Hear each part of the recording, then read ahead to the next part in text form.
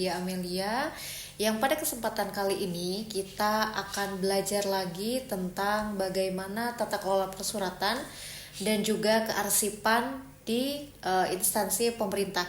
Dan kebetulan saat ini saya sudah bersama dengan seorang arsiparis yang ada di Dinas Perpustakaan dan Kearsipan Daerah Provinsi Jawa Barat, Bapak Joko.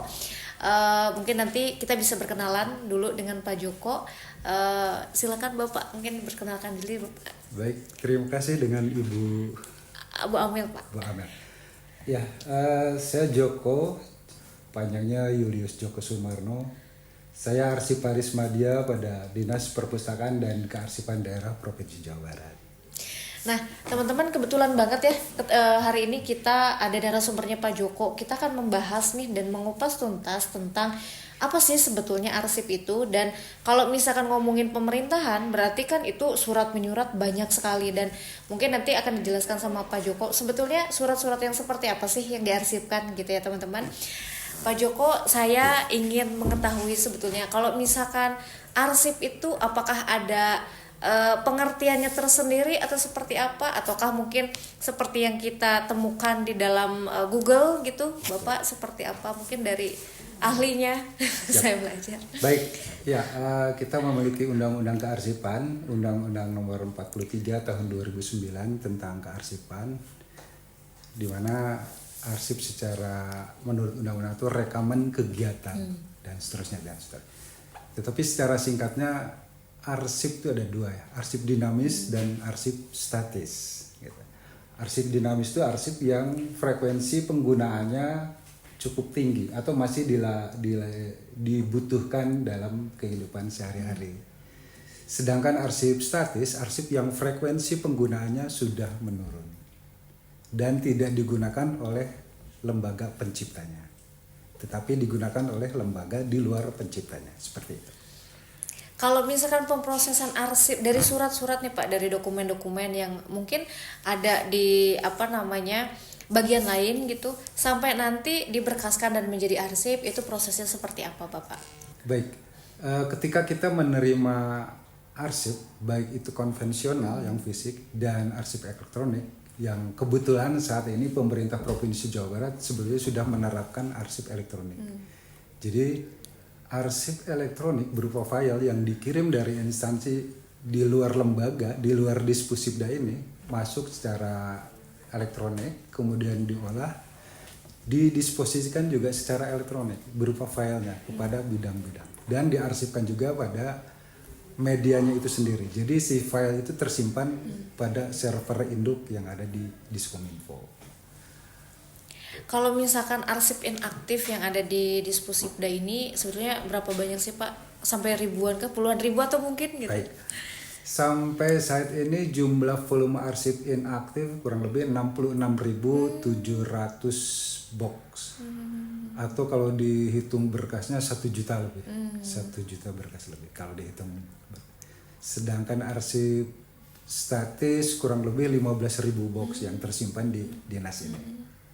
Itu kalau yang inaktif itu biasanya apa aja Pak? Berkaitan dengan arsip-arsip yang seperti apa gitu? Baik. Arsip yang tersimpan, arsip inaktif yang tersimpan adalah arsip milik dinas-dinas lembaga di pemerintah Provinsi Jawa Barat.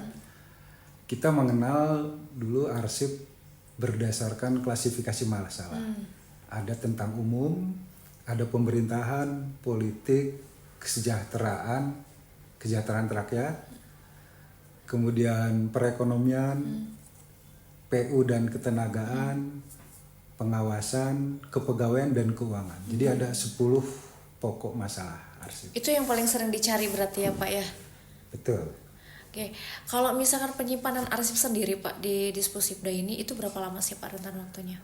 Penyimpanan arsip yang ada di Disposibda itu sendiri menyimpan arsip yang memiliki retensi di atas 10 tahun, itu wajib diserahkan ke Disposibda atau lembaga kearsipan ini. Sementara arsip yang retensinya di bawah 10 tahun atau retensinya atau masa simpannya di bawah 10 tahun itu dimusnahkan di lembaga masing-masing. Jadi yang ada di Disposibda ini sebetulnya arsip yang frekuensi penggunaan, yang retensinya di atas 10 tahun. Dan ketika akan dimusnahkan di lembaga ini. Oke. Sebelum dimusnahkan, apakah kemudian ada pensortiran lagi atau langsung, Pak? Baik. Ada proses atau prosedur dalam pemusnahan ini. Pertama adalah pembentukan tim penilai dan pemusnah arsip. Kemudian ada proses seleksi arsip. Dari hasil seleksi itu kemudian ada proses penilaian. Dari penilaian ada proses telaah atau persetujuan bahwa arsip itu boleh dimusnahkan atau tidak. Masing-masing tugas itu diwakili oleh jenjang arsiparis yang berbeda. Tadi penyeleksian oleh arsiparis pertama, penilaian oleh arsiparis muda, dan telaah atau persetujuan oleh arsiparis madya. Gitu. Itu ditunjuk sama siapa, Pak, untuk timnya? Tim itu sendiri sebenarnya dibentuk berdasarkan bisa keputusan kepala dinas atas nama gubernur atau misalnya keputusan gubernur langsung timnya. Itu berarti setiap kali mau memusnahkan arsip itu ada tim baru ataukah timnya masih sama gitu? Nah, fleksibel. Ketika di surat keputusan itu menunjuk jabatan, artinya ketika seseorang itu berpindah mutasi, tetap jabatan itu melekat di SK. Tetapi ketika SK itu dibuat berdasarkan nama, ketika orang tersebut pindah harus ganti SK baru. Seperti itu, Bu. Siap. Kalau misalkan berkaitan dengan klasifikasi arsip nih, Pak, yang ingin saya tanyakan sebetulnya cara penyimpanan arsip sendiri itu seperti apa, Pak? Maksudnya proses tahapannya gitu, step by stepnya seperti apa? Dan kemudian mungkin aspek hukumnya apakah ada atau tidak gitu, Pak? Baik. Di pemerintah Provinsi Jawa Barat kita memiliki 4 aturan ya yang berkenaan dengan kearsipan ini. Jadi ada tata naskah dinas. Ketika kita proses penciptaan itu yang dipedomini adalah tata naskah dinas. Yang kedua ada klasifikasi arsip. Yang ketiga jadwal retensi arsip yang berkaitan dengan pemusnahan arsip, penyusunan. Yang keempat adalah sistem klasifikasi keamanan akses arsip dinamis atau SKKAD.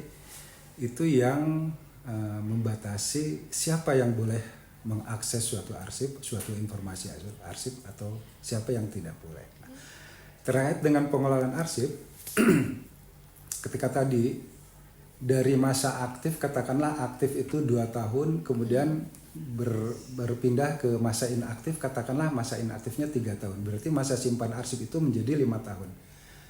Ketika arsip konvensional yang berupa fisik kertas itu ada di unit pengolah, setelah retensi aktifnya habis, harus dialihkan, harus dipindahkan ke unit kearsipan atau ke record center, menjadi arsip inaktif. Tentunya ketika pemindahan ada daftar arsip, ada berita acara. Lalu bagaimana selanjutnya? Arsip tersebut ditata, disimpan di dalam box arsip. Tentunya ada daftar arsipnya sehingga memudahkan dalam proses penemuan kembali dan memudahkan dalam proses penyusutan arsip itu sendiri. Oke. Kalau misalkan dasar hukumnya apa, Pak, yang paling mendasari itu? Kalau misalkan baca-baca di Andri ya seperti itu, apakah memang ada unsur hukum yang lain yang melindungi ataukah memang yang sama seperti yang di itu? Baik. Tadi pengelolaan arsip atau pengklasifikasian arsip, kita ada Peraturan Gubernur Nomor 14 Tahun 2018 tentang klasifikasi arsip yang saat ini sedang proses revisi karena ada aturan yang baru dan sekarang berada di Biro Hukum sedang proses penandatanganan. Yang kedua tadi jadwal retensi arsip itu aturan yang melindungi seseorang ketika arsip itu dimusnahkan atau akan dimusnahkan. Seorang atau petugas arsiparis lah katakanlah ketika akan memusnahkan arsip dan arsip itu sudah dimusnahkan, itu berdasarkan prosedur yang berlaku. Salah satu landasannya adalah jadwal retensi arsip. Di situ akan memberikan kekuatan hukum kepada siapapun yang akan menyusutkan arsip atau memusnahkan arsip itu sendiri. Siap. Ini dari tadi saya gagal fokus, Pak, melihat ini box ini tuh sebetulnya arsip-arsip apa aja, Pak, yang ada di sini, mungkin bisa dijelaskan juga.